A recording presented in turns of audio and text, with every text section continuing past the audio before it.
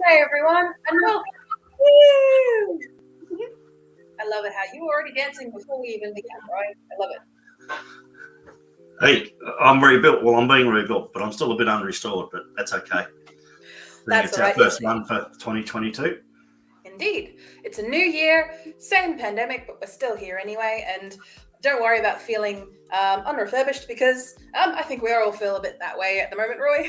Yeah, I think so too, Zoe, and that's why I think today a general, specific, fluid conversation about disruption, because now we've really had a period of time where we had to do business without being in the COVID risk areas, but now we have to do business and be COVID ready. And for some people, like, just as an example, office workers in Melbourne will not go back to the office. They don't feel safe. And for business owners or, little entrepreneurs trying to make headway, trying to get to people who work remotely, I'm not sure how that works. Generally, Zoe, I'll get you to respond to this. When you're generating new business, how do you close the deal remotely? Because you've just recently acquired a really good contract. How did you do that in a very challenging time? Like, was that face-to-face meetings, or was that remote, or a combination of both? Because it all leads into our core topic around finances and being disrupted by things. Exactly. And before I answer that question, Roy, I am probably going to introduce everyone who may not know who we are, and I'm going to get the banners up because we need to introduce ourselves. So for those who may have not seen us or watched us before, because we've done a few of these Making Your Business Finance Sexy episodes in the past, in the previous year, but because we're in a new year, we've got a whole bunch of new followers. We should probably introduce ourselves before we carry on, if that's all right, Roy? Correct. All right. So... G'day, my name's Zoë Wood. I'm the video confidence coach. I get people confident in front of the camera. I mainly do all of my work on online workshops, online courses, one-to-one coaching and group coaching available. So that is a good question in regards to... No, I should probably introduce Roy. So if you've been able to stumble upon this lovely webinar series we have without knowing who Roy is, one, you should check out the website that I have diligently worked on and made sure we've got all the details there ready to go. But Roy is your financial entrepreneur partner. Am I right? Did I get that right? Yeah, and wanting to assist young entrepreneurs who are starting out and people who need guidance, lots of experience in the field of bookkeeper, accounting, and working with tax agents to understand the minefield of what compliance is with the ATO. But more importantly, trying to give young entrepreneurs the opportunity to be a good business citizen or a good corporate citizen and not learn bad habits that will haunt them for the rest of their careers, business life. Because you really don't want to be in them. If your business is shooting the lights out, you really don't want to have the tax office knocking on your door at the same time, which can happen. So it's about learning things and being open to stuff that really is not that exciting. It's a bit of insomnia curing if you're looking at it at about 11 p.m. at night. But to be a good business person, you got to know about it. And that's the collaboration I have here with Zoe, because Zoe is a much valued client that has been through the process, has been through the mills, and now has a really good structured environment with her bookkeeping or accounts and with a tax agent and is a little happy camper, aren't you, Zoe? Please. Yes, very much so. help you out on the front. I was just going to let you roll on that front, because yes, it was true. Back in 2017, 2018, I think it was early 2018. Yes, early 2018. A lot of things that happened in my life. One of them being the crux, not that I had gotten into any trouble with the ATO as such, but the crux of the issue was that everything was a mess when it came to my business finances, and I was just kind of riding riding the rails on just trying to make it work and trying to make it happen when I was running my videography business. Can I just interlude? You did Yes. a really good impression of an ostrich with the head in the sand. Continue. Yes. But you were prepared to pull the head out and have a look. That was the main thing. Yes, that was the case. I was very much a case of just ignoring it until it goes away, which can be very apt in these times where people are just putting their heads in the sand and just ignoring everything that's going on around them. But that was the mentality that I had for a very long time running my business. I started my business back in 2010, 2009 to 2010, around there-ish. When I was very young, I started my business, and in turn, everything was very messy. It was very convoluted, very difficult, and then I just kind of hoped it wouldn't be an issue later on down the track, Sure. as opposed to looking at head on, getting some help, and actually doing the work. And that takes that you got to want to do it. There's people that have been in business for years that ignore it, and the troubling part of it is it doesn't actually stop you from running your business, but the critical factor is if you want to expand and you need capital, you want to buy some equipment, the banks have got to see you. They won't do anything without your tax returns. So if you've got a really UBUT idea, or you need to spend $75,000 on upgrading your processes so that you can be more efficient and take pressure off your body that can't do things manually anymore, or will continue to cause your physical condition to degenerate. If you haven't got at least 2 years tax returns in place, the banks won't look at you. And the same goes even buying a home, when you're ready to buy a home. If you haven't got your tax returns done, forget it. Ain't going to happen. Is that still the case after this whole pandemic schmozzle, or is that even more important now because of the pandemic and the effects of that? Well, I think the first year, the banks, for one of their rare moments in history, actually had a little bit of social community presence by allowing people to take some relief from their loan repayments for a period of time, because no one knew what the rules were. No one knew what the business was, how it was going to happen. But like banks and any business on the ASX, the Australian Stock Exchange, they're in business to make money. The shareholders want money. The shareholders want dividends. The self-retirees want their tax credits in retirement.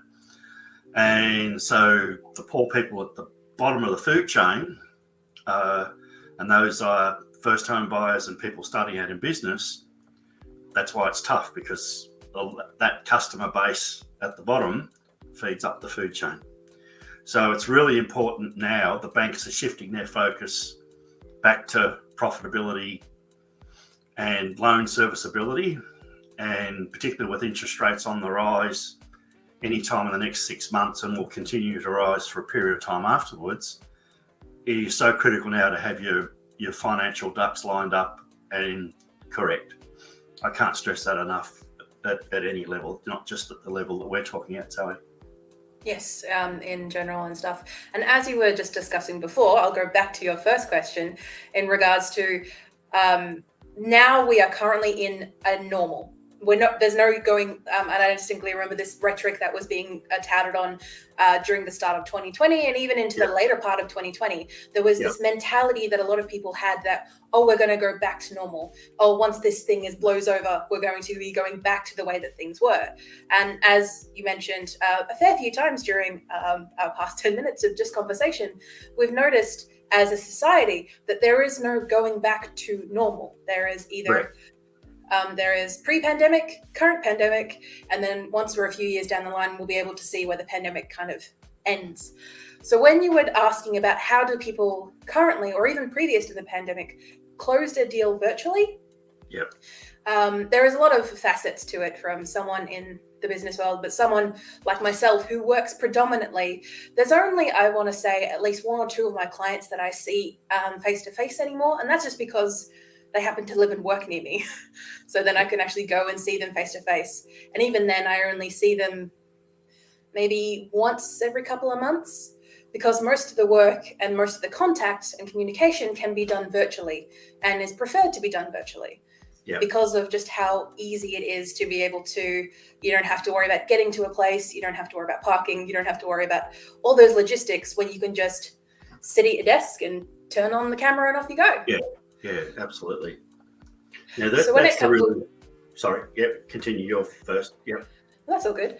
And in regards to actually closing deals, it's a lot harder to actually find people first, but a good rule of thumb is to make sure that you follow up consistently and very clearly follow up with people through multiple different avenues, be it email, be it various different forms of reaching out to people, but also just being kind and being flexible in the sense of, I very much noticed pre-pandemic, everything was on very tight schedules, very little movement or very little flexibility when it came to, oh, my child just got sick or something in that line of work, where I've worked with plenty of people at the moment virtually where they said, oh, I'm sorry, I was supposed to get this thing back to you, but I've just been, dealing with a family member who's gotten COVID and I have to deal with that.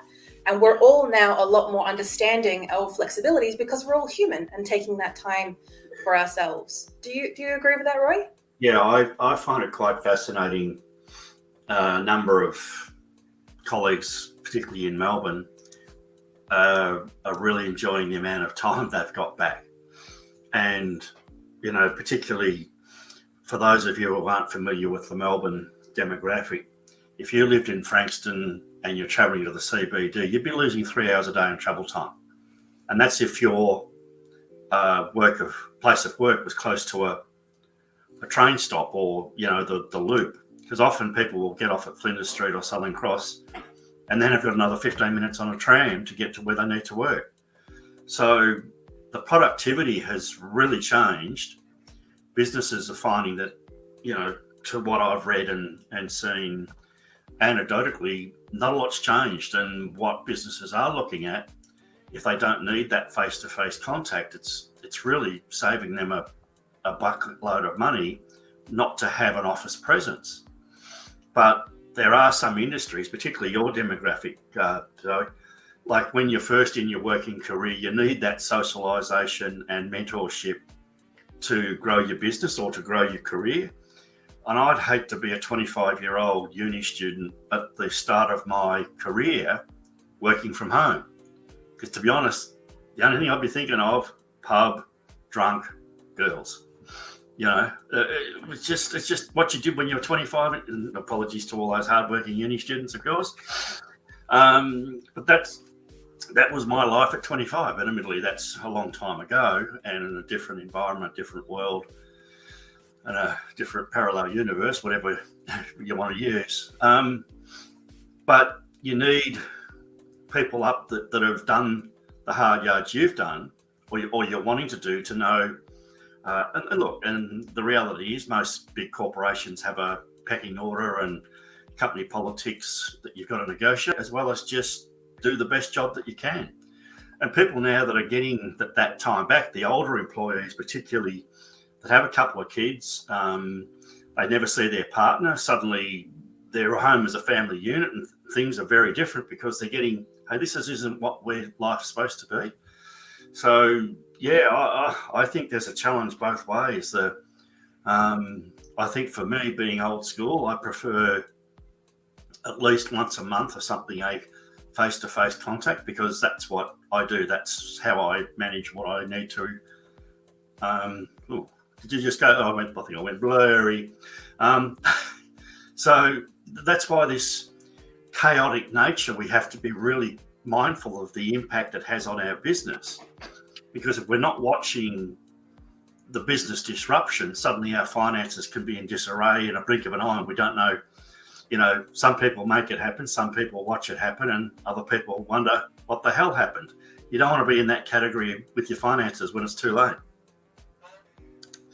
Definitely. And as we've got in some of the notes that I've got down in front of me here, discussing that major shift or change with people's finances around this time of year, where it's the start of the new year. We're nowhere near the end of the financial year, but during this time, there was Black Friday, Cyber Monday, a whole bunch of different sales for anyone involving services or products. There was Christmas.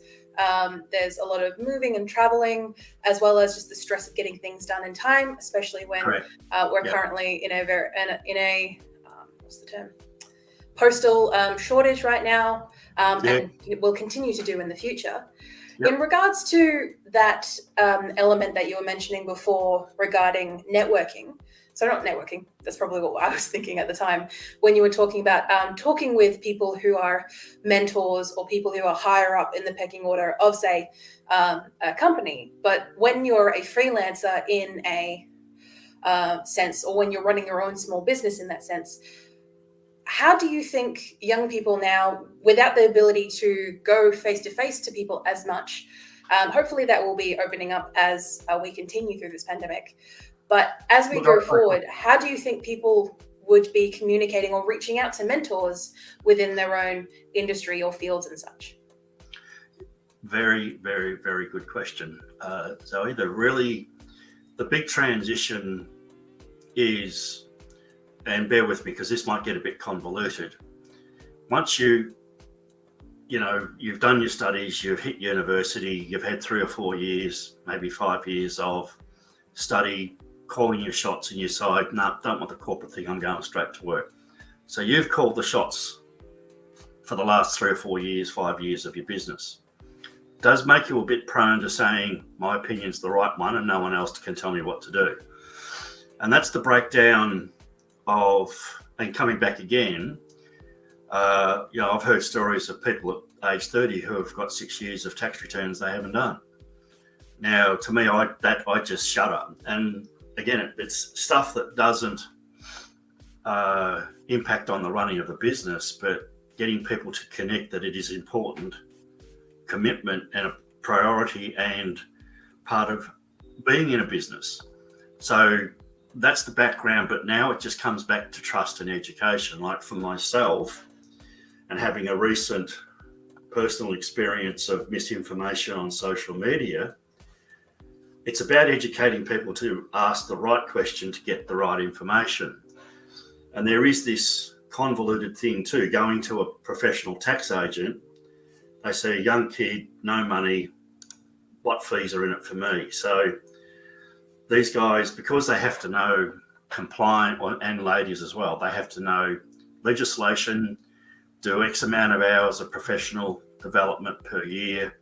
They are pseudo lawyers in a way because of the requirements to know the tax laws and be up to date on it. So they're demanding $250, $300 an hour.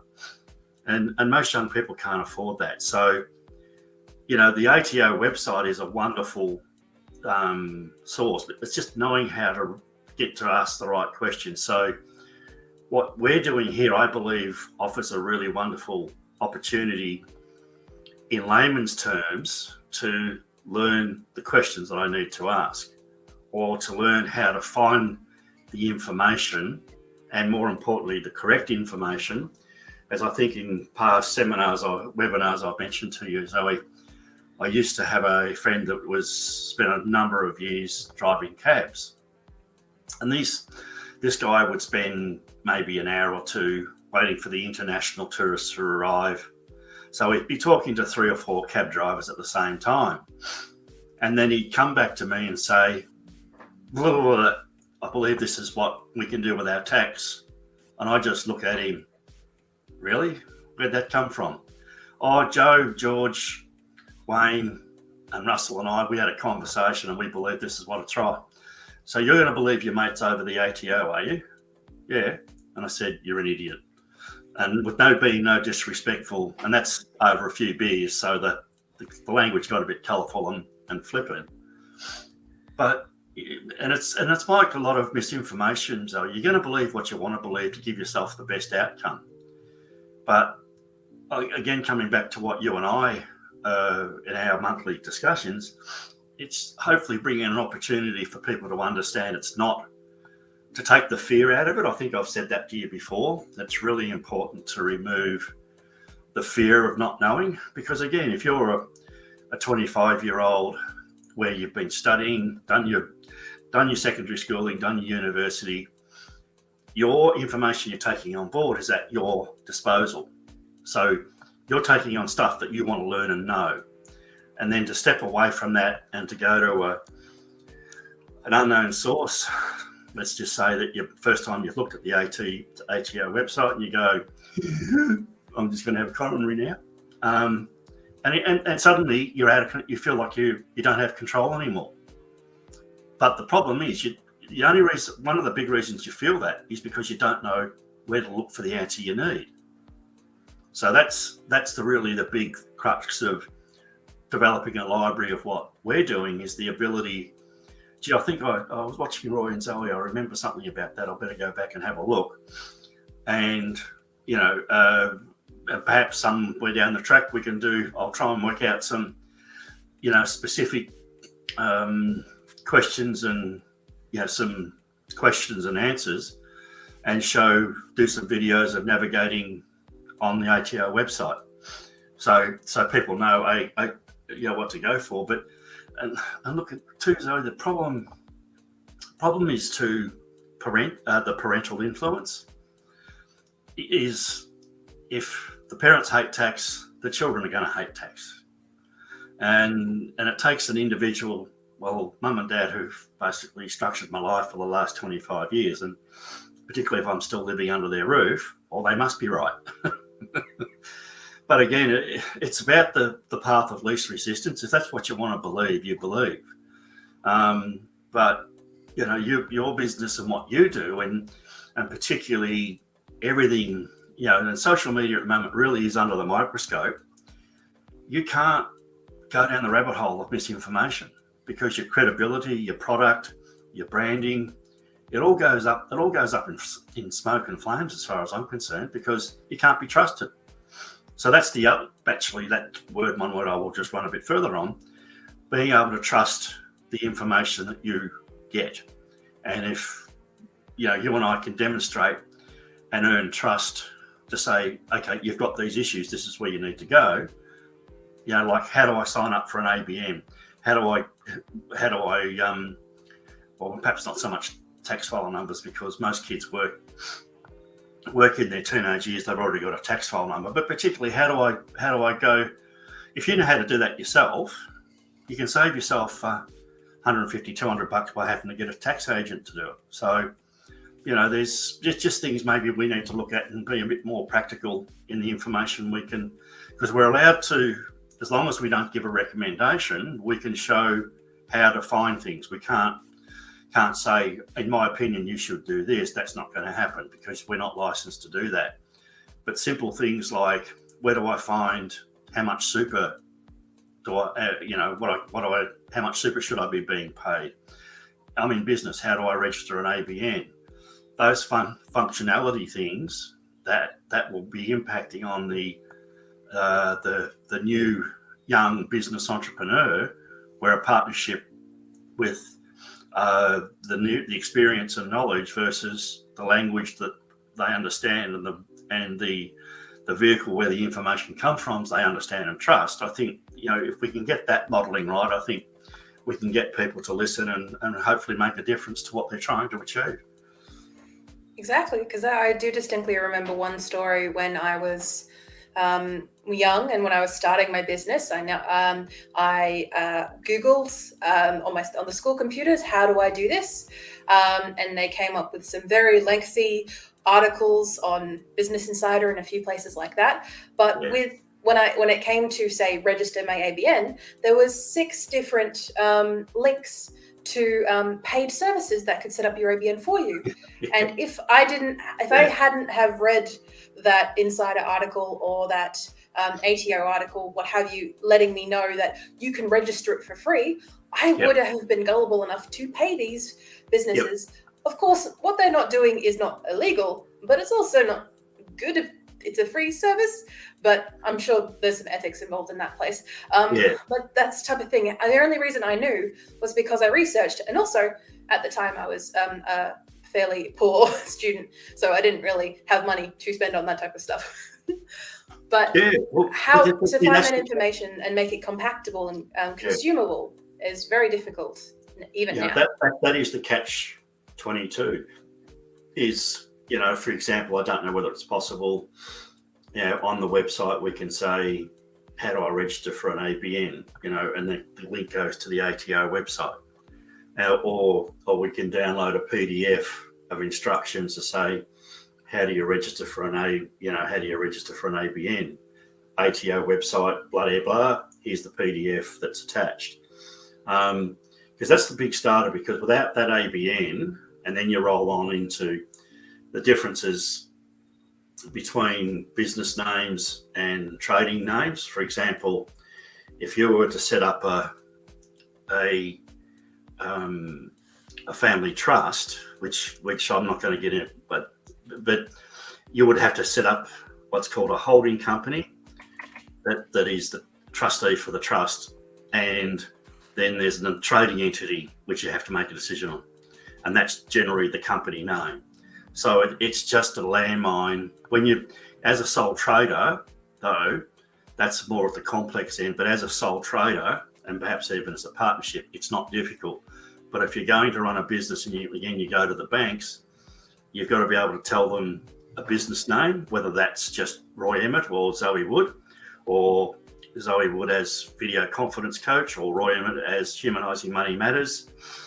Those information has to be known, and it's all driven by the ABN. So it's critical to have that information, otherwise, because banks won't let you, theoretically, but it does happen, use a personal account for the purposes of business. So it's just their mantra of the way they do things, and if you don't want to give yourself a headache, just do it the right way, But that's maybe perhaps the library we need to think about building, Zoe. Yeah, we can definitely do that. And any recommendations any of our viewers have, make sure to comment them below, because I will probably respond to them after our webinar.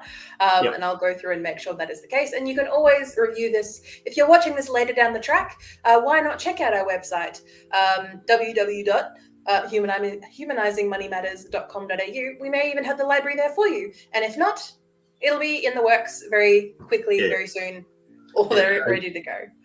Well, and just to say, bring all that together, it's really about trusting the information and getting the right information, because particularly the more flamboyant entrepreneur may wish to influence a potential friend, client with misinformation. So once you've put your ducks in a row, your financial ducks in a row around setting up your business structure correctly and making sure your business finances are correct, because what happens now also, there are scammers out there that will give you an invoice for a service plus GST. Now, I've always trusted that information is correct, but that's not the case. If you go to ABN lookup, it will tell you whether they're registered for GST or not. So, for example, if you've got a bill for $5,500 and that's saying GST included, that person or business is then supposed to give the tax office $500. But if they're not registered for GST, they're taking money under false pretenses, and instead of that $500, you should only be invoiced for $5,000 because there's no GST applicable to them. But if they invoice you for the $5,500, that's just staying in their pocket, and they're frauding the system. So that's how that works. Yeah, so really, it's a great business practice if a supplier gives you a GST included invoice, particularly if you're dealing with them for the first time, go to ABN lookup, put in their ABN, and just double check to make sure they're registered for GST and they're not taking money off you under false pretenses. So with that, how does that look on an invoice? Is that like near the top, near the bottom, or is it? People put their ABNs on all strange and weird. It's got to be prefixed like what you do. Oh no, I was referring to the GST added additional percentage. Yeah, it's normally at the bottom. It's normally at the bottom. It'll say most invoices will either be GST exclusive or inclusive, but down the bottom for the total, wherever the total of the invoice charge is, the GST will be somewhere in there, but it will say GST included. Now, sometimes that's misleading. It might say GST included, but it has 0. So that means they're not registered for GST. But if you've got $5,000, GST, $500, total bill $5,500, then you really should be checking, particularly again, if you're using a supplier for the first time, go to, Google ABN, look up, it comes to the top, punch in the ABN number, and it'll tell you whether you're being charged GST correctly or not.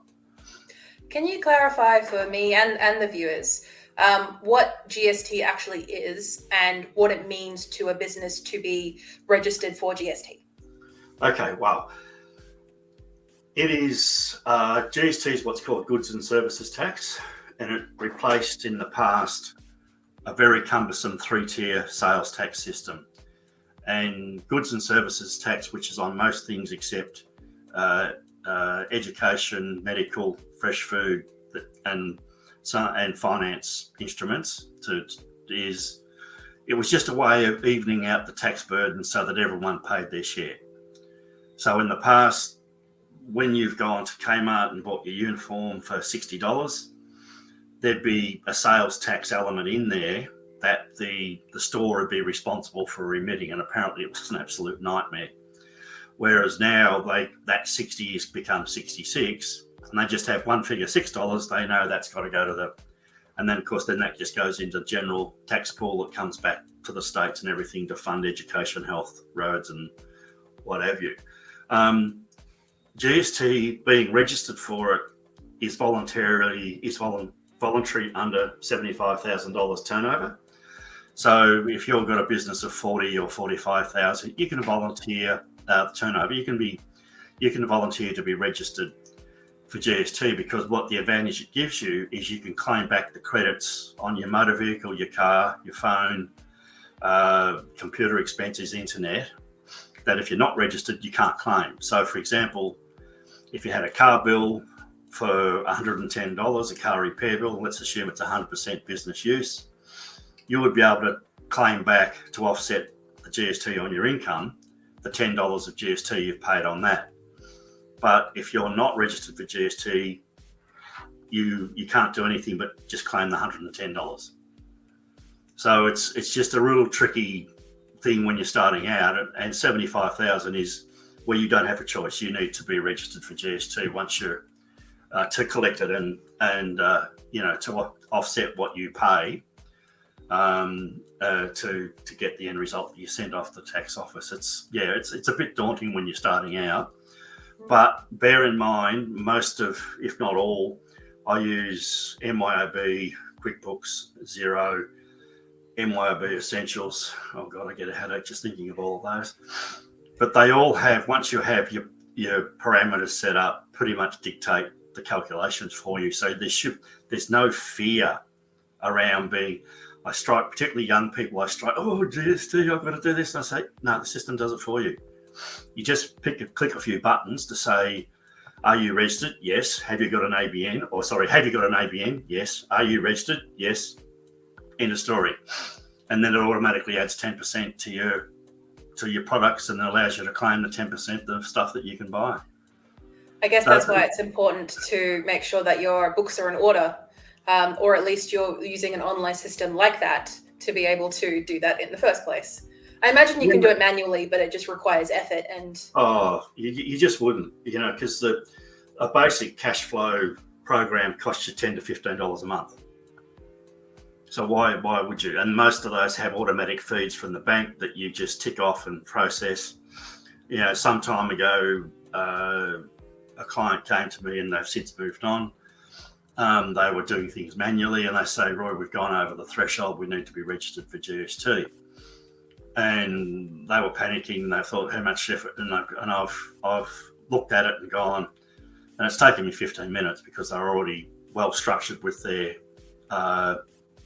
parameters and fields of decision making. I've just go click, and I've clicked all the buttons, and they've gone, oh really? Is that it? Is it? So it's any process, though. It's complex. It can be as easy or as complicated as the decisions around it.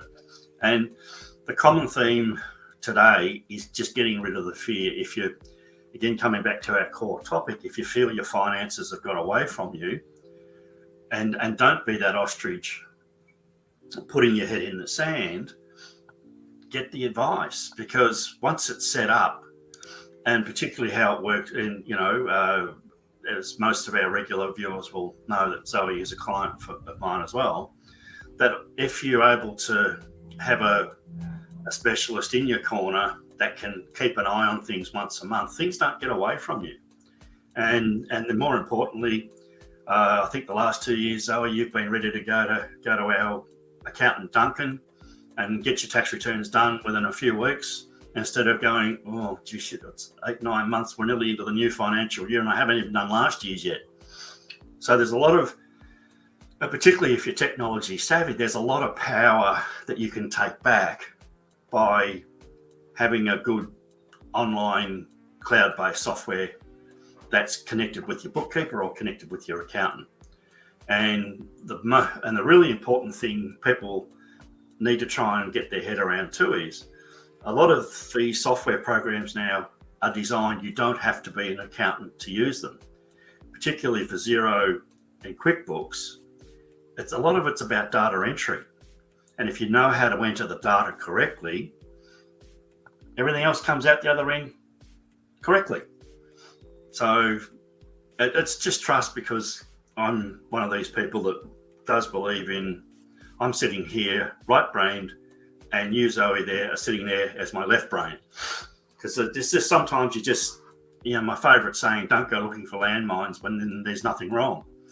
It's kind of when you see something different and you're not comfortable with it, and I'm going to hit a button and it's going to blow up. Now, no, because everything can be reversed and deleted.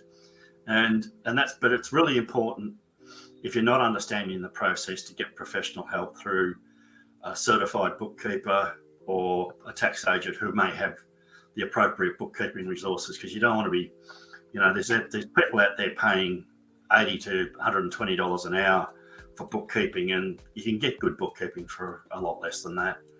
So you just do, like everything, buyer beware, shop around, and make sure you're getting good bang for buck, because it's your hard-earned money that you're investing in to get you the other side, so that you don't have this chaotic nature around your finances and you're continually stressing about the lack of money in the bank or not in the bank. That is totally true, because that's, as mentioned at the start of today's webinar, I had my head in the sand for so long just because if I didn't think about it or I didn't have to deal with it, then it would just blow over. That was the mentality that I had for a very long time. And as Roy mentioned a few times now, that it doesn't immediately impact you running your business. So say, for example, a business like mine, if I don't have power or internet, my business doesn't run. Correct. But if I, don't get my book sorted for a couple of weeks, it's going to bite me in the ass later, but it doesn't impact my business on the day-to-day level. I want to take that example a lot further, because if you're able to at least invoice for your work and you're getting paid for your work and you're spending the money, well, I've worked, I've got money, I'm spending it. What do I need to worry about anything else? Once you're over about $20,000 profit, you've got to start paying tax. If you're not putting anything aside for super, you're hurting yourself long-term towards retirement. And if you're not in a position where you've got your accounts in order, as I said a bit earlier, the banks won't look at you for loans, and you end up in paying 2, 3, 4 times the rate by going to a provider who they call no document loans, and they're always way more expensive than the bank loans. The elements of what you're saying there are so correct. I'm invoicing, I'm getting paid, what do I need to worry? It just bubbles around in the background until you're in a position or where you come to a point, well, I need this information to get money to build the business, whatever. And suddenly what the banks or the lending facility wants, you haven't got. I can definitely attest to that. So say, for example, right now, I'm currently in the lovely position of looking for a new place to rent. This place that we're currently in right now it does the job, but we're in a position now that we're looking for a new place. And as part of the rental, for anyone who is currently renting or is about to rent, you'll know the pain of being able to provide all your documents to a potential realtor. And say previous to working with Roy, I wouldn't have been confident enough to be able to provide that information to them, because I wouldn't have been able to discern the information that they actually wanted from me. Yeah. Of course, as a realtor, you just want to make sure that the person who might be going into one of your rentals can pay the bills and do it in an efficient manner. But as a business owner, not saying that it's necessarily a red mark against my name, but there's that part of the industry gets a little bit iffy when it starts dealing with freelancers or people who don't have a secure 9-to-5 job. Correct. Because they believe that is a liability to you, even though realistically, so I think it's a study I read yesterday, realistically within the next 10 years, over 80% of the workforce will become pseudo like gig workers, freelance part-time, mainly just because for the companies they believe it's cheaper. But it's also that freedom that people are wanting, that ability to work however they choose to work and how they work with. Yeah, it's both ways. And the elements of, if you can get your head away from needing to have that secure 9-to-5 monthly salary, and I'll just do what I need to do and grind through each day, get on the train for an hour in the morning, an hour at night, and that's my life. I go, that's a lot of fun, isn't it? And then you've, with male, female, LGBTQ, suddenly you meet the love of your life and your priorities change. And that inconvenience of losing 2 hours a day to being somewhere that you don't want to be, and then suddenly realizing I can't go forward because of all these blocks. The gig economy becomes really attractive because you can call the shots. To a degree, you still got to have a client base to earn money, but generally what will happen if you are good at your job and you've reached a level of decision making within your corporate role, you can be trusted to deliver an outcome at a reasonable price. You will, particularly in service-based industries, absolutely, where there's bricks and mortar and stock and like bakeries, you've got to cook things, that will always stay bricks and mortar. But for what I do as an accountant and bookkeeper, and what you do as a social media expert, Zoe, that is all online, and it's changing. And it doesn't surprise me to say, I might question 80%. That does seem a bit high, but I know it was from The Guardian, so it might be a bit.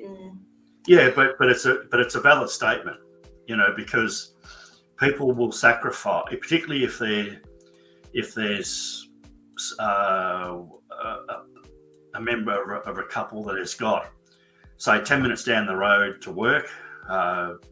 They've got a rock solid income, and then that you can build the trust and take or build the confidence to take the risk of jumping into the land of contractors and service providers.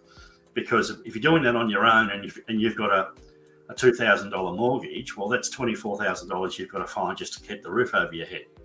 And if you're building a business from scratch, I'd be a bit jittery. That takes time to build that sort of business up, and the banks aren't going to wait forever to get their money back. So, but I think it's going to rapidly change everything, because Europe at the moment, I think Finland, Norway, the Nordic countries, a lot of those are going to 4-day weeks. And as long as there's resources across the working week, it works. And they get paid the same. So from my perspective, I want the control element, and being a contractor and building your own business instead of relying on one source of income.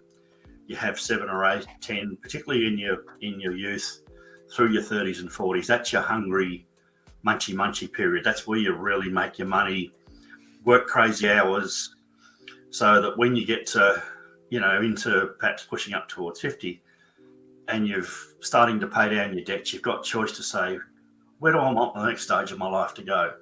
Because the other thing in the mix there, if you have children, you don't want to lose that time with your kids where you're working 80, 100 hours a week. So, yeah, look, it's great. I've been through the mill in terms of watching the experience. I've been single all my life, but I've seen what people have sacrificed compared to what, particularly my mum and dad had, where dad was the primary breadwinner and mum stayed home and looked after the kids, 24/7.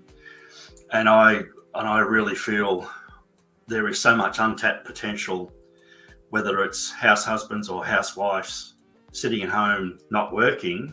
We've got to give them the opportunity, particularly when their kids go back to school, that 9 to 3 opportunity. If they're working, say 20 hours, 4 hours a day, dropping the kids off, picking up the kids and getting everything else done around that time, I just think we're going to have a much better and empowered society and resources at our disposal.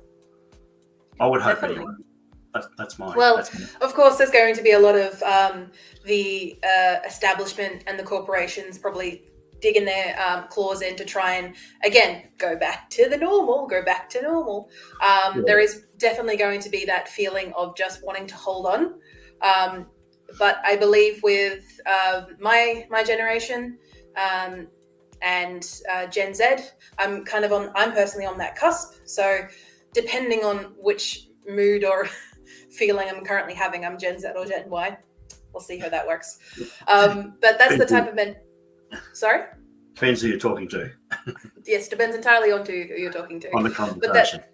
But that particular mentality is rife within the generation I've seen, not just because we're younger, as a generation, but because we've seen how working 9 to 5, traveling, 2 to 3 hours to get to travel to work has done to our parents, our grandparents, our relatives. We've seen what that can do to people. And I'm not sure if you can attest to this, Roy, but from what I can see and what I've seen previously is this mentality of keep working hard, keep hustling, keep pushing hard until you reach retirement, and then you can just die, or just completely bleh as soon as you hit retirement age.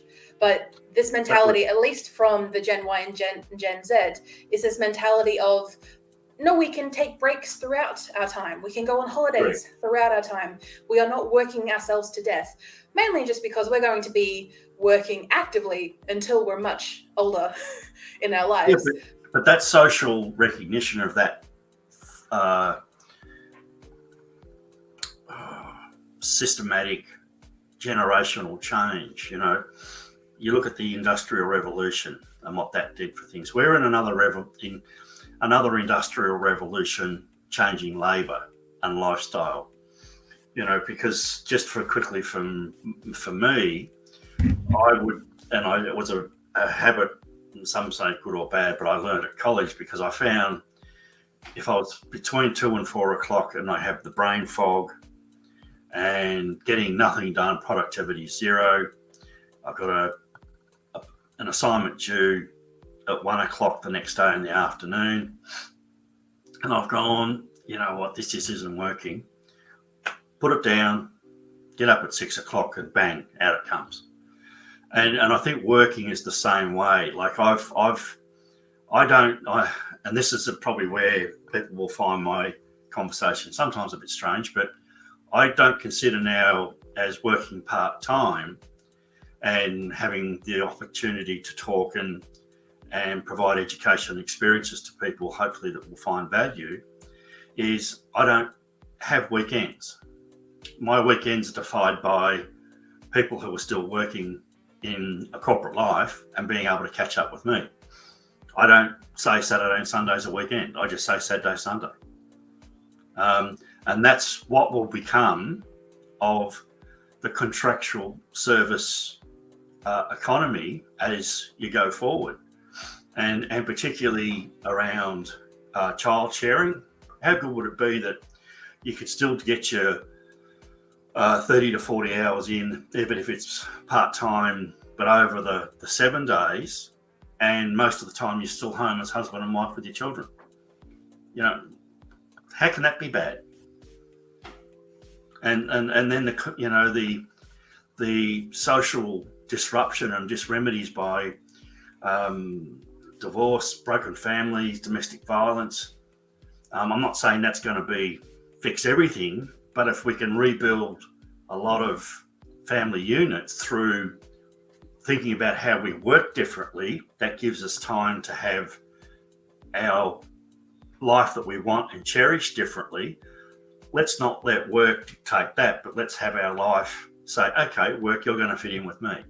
And I think the service side of it, like what we do, and particularly the sole practitioner, and you may at some point, Zoe, have maybe 3 or 4 collaborators, but where you don't have to have that, you'll start to see, well, my working space is 7 days a week. I don't have weekends.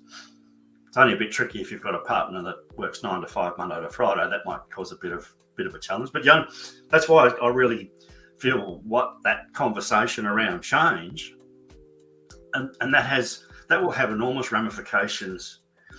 You know, if people don't have to travel, there's going to be some, the cafe at the railway station that sells 10,000 coffees a week might be selling 3. There's going to be some collateral damage in that wholesale change.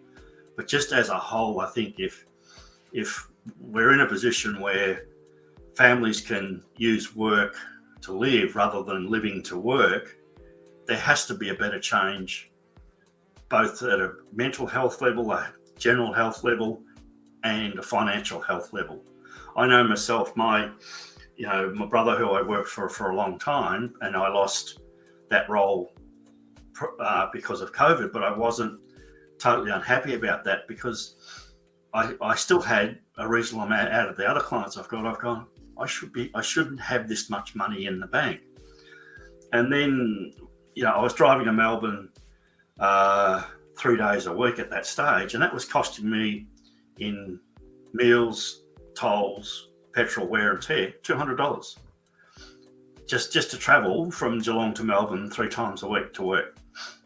And now that went. Not to mention the mental and physical toll of sitting in a car for an hour and a half, an hour and a bit. Yeah. And a couple of times coming home at night, I was very close to seeing, that gum tree shouldn't be there. What happened to the road?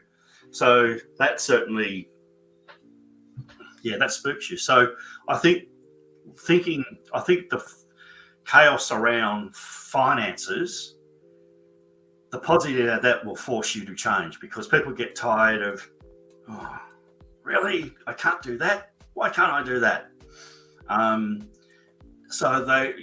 It's just the natural free market. That's why I love being in the free market, because you'll have an opportunity to change what you do.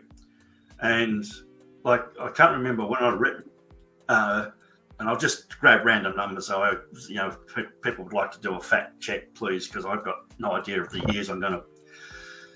In 2005, I think it was, 10 of the top 20 jobs in 2015 weren't even invented. So that's how quickly it can change. And if you can find a vehicle that you can get on that bus, and that gives you that fulfillment and empowerment, energized, and you can build a good client base. Like, I've got to tell you, someone, and I'm being facetious here, someone needs to do something about the advertising industry. I look at it and I'm thinking, on television, I think, someone getting paid to do that? Surely someone can be better than that. So there's an opportunity. Advertising, get something decent on there. Anyway, that's that way. I digress. That's something.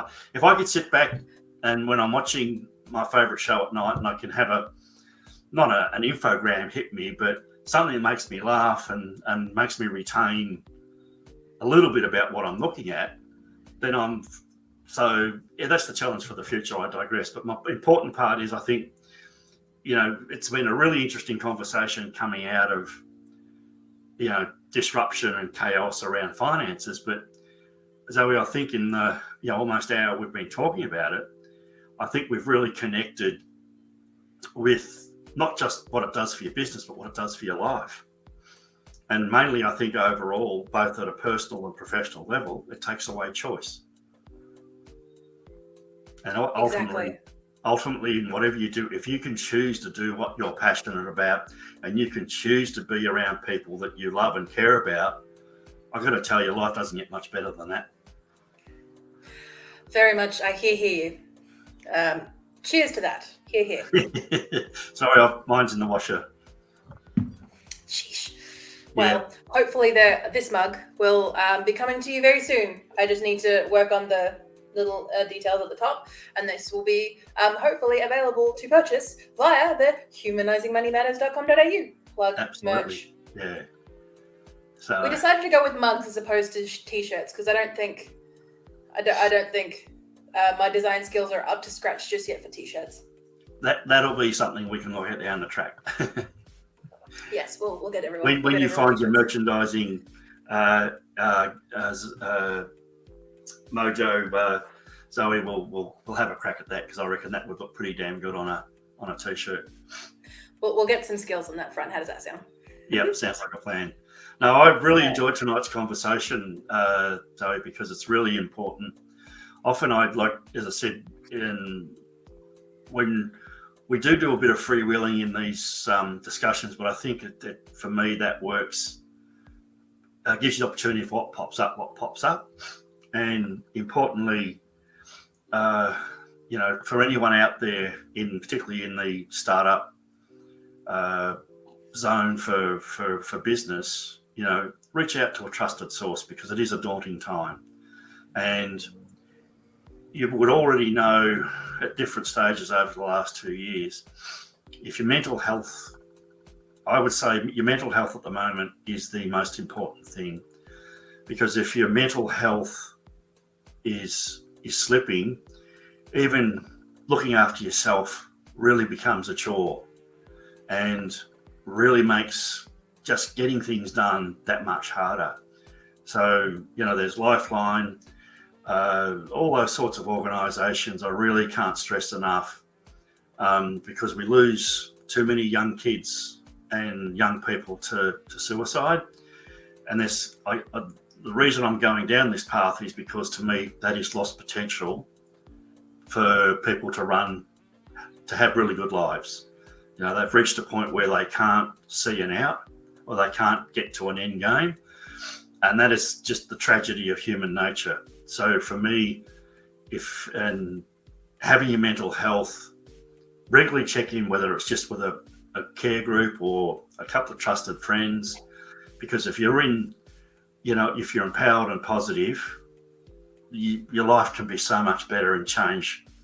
But it's all hard work. Don't get me wrong. If just by thinking positive and saying, I love myself and I'm going to do better, that it's all going to happen. It can be damn hard work, but it pays off if you can turn that really troubling time when your mental health through depression or anxiety is causing you to be quite distressed. If you can work through it and come out the other side, you really will be a valuable human being. Oh, I'm not sure how I got to that, Zoe, but I think chaos and money, and often it can lead to that escalation. No, that's true. And I want to thank you so much for focusing on that, because that's one thing that one of the pillars of Humanising Money Matters is focusing on mental health. Yeah, because of both of our struggles. But also, I don't believe anyone who doesn't have mental health issues, I don't believe people like that exist, to tell you the truth. And people who run businesses, who are solo entrepreneurs, who freelance, there's no mental health ramifications of any kind. And if you are, I highly doubt that for anyone who believes they have no mental health issues whatsoever. Yeah, and that's something down the track we can focus on too, finding a health professional to come in and have a chat and go through some of these things, because I think we need to have that where I call us all rounders, because business and accounting impacts on life, social media, because it's in our face, for want of a better way of saying it, so much now.